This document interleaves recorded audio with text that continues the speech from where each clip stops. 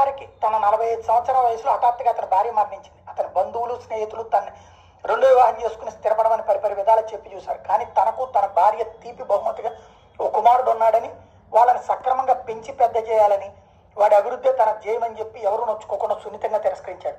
అతని కొడుకు విద్యాబుద్ధులు నేర్చి సక్రమంగా పెరిగి పెద్దాడైన తర్వాత అతనికి అంగరంగ వైభవంగా పెళ్లి జరిపించి తను కష్టపడి వృద్ధి చేసిన వ్యాపారాన్ని కూడా అప్పగించి తన వృద్ధాప్య జీవితం గడపడం మొదలుపెట్టాడు. కొంతకాలం గడిచింది. రోజు వృద్ధుడైన వ్యాపారి భోజన సమయంలో తన కోడలు కొంచెం పెరుగుంటే వేయమని అడిగాడు. తన కోడలు అయ్యో పెరుగులేదండి అని చెప్పింది.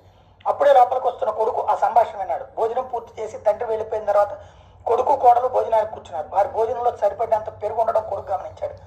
భార్యను ఏమీ అనలేదు. మౌనంగా వ్యాపారానికి వెళ్ళిపోయాడు. కానీ పని మీద మనసు లగ్నంగా చేయలేకపోయాడు. రాత్రి పగలు తన తండ్రి అడిగిన ఒక కప్పు పెరుగు విషయమే మనసును తొలుస్తోంది. తన కోసం తండ్రి చేసిన త్యాగం, ప్రేమతో పెంచిన తీరు, కష్టపడి వృద్ధి చేసి అందించిన వడ్డించిన విస్తర్ లాంటి వ్యాపారం అన్నీ ఒక్కొక్కటిగా గుర్తుకొచ్చాయి. తన తండ్రి జీవితం అంతా చేసిన కష్టం ఒక కప్పు పెరుగును కూడా ఇవ్వలేకపోయిందనే బాధను తట్టుకోలేకపోయాడు. తండ్రికి ఇప్పుడు ఇంకొక వివాహం చేస్తే ఆ భార్య అతని బాగోగులు బాగా చూసుకోగలదు. కానీ ఇప్పుడు తండ్రి ససేమిరా ఒప్పుకోడు. భార్యను దండించితే మనసు మారుతుందన్న నమ్మకం కూడా లేదు. ఎంత ఆలోచించినా మార్గం తోచలేదు. చివరికి ఒక నిర్ణయానికి వచ్చి మరుసటి రోజు హఠాత్తుగా తన తండ్రిని వేరొక ఊరు తీసుకుని వెళ్ళి మంచి ఇల్లు చూసి అన్ని సదుపాయాలు ఏర్పరిచి తండ్రిని అక్కడి నుంచి తిరిగి వచ్చేశాడు. మాంగారంత హఠాత్తుగా ఎక్కడికి ఎందుకు వెళ్ళాడో కోడలికి అర్థం కాదు. భర్తను అడిగింది. కానీ తనకు కూడా తెలియదని చెప్పడంతో ఆలోచన పడింది. వారం గడిచిపోయింది. మామగారి విషయం తెలియడం లేదు. భర్తను అడిగే ధైర్యం చేయలేకపోయింది. సహజంగానే అత్యంత ఆతృత పెరిగింది. ఆ రోజు ఉదయం భర్త వెళ్ళిన తర్వాత ఏదో పని మీద గుమస్తా ఇంటికి వచ్చాడు.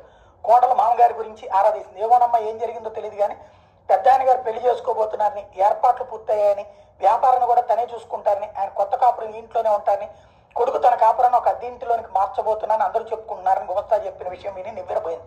ఒక్కసారిగా కోడల కంటి ముందు తన భావి జీవితం కనబడింది. తాను చేస్తున్న తప్పు తెలిసింది. ఇప్పుడు కొత్త అత్తగారు వస్తే తన పరిస్థితి ఏంటో అర్థం చేసుకుంది. గుమస్తాని మామగారు ప్రస్తుతం ఉంటున్న చోటు గురించి అడిగి తెలుసుకుని పరుగును వెళ్ళి ఆయన కాళ్ళ మీద పడి క్షమాపణ కోరింది. తను తప్పు తెలుసుకున్నానని ఇక్కడ నుండి తన తండ్రిలా చూసుకుంటానని ప్రాధేయపడింది. ఈ విషయాలేమీ తెలియని మామగారికి పరిస్థితి అర్థం కాలేదు. అప్పుడు వచ్చాడు కొడుకు. తల్లిదండ్రుల విలువ కప్పు పెరుగు విషయంలో తాను పడిన బాధ కోడలికి తెలియజెప్పడానికి తాను ఎలా చేయాల్సి వచ్చిందని వివరించాడు. తనకు తానుగా మారడానికి భర్త పడిన కష్టం చూసి సిగ్గుపడింది.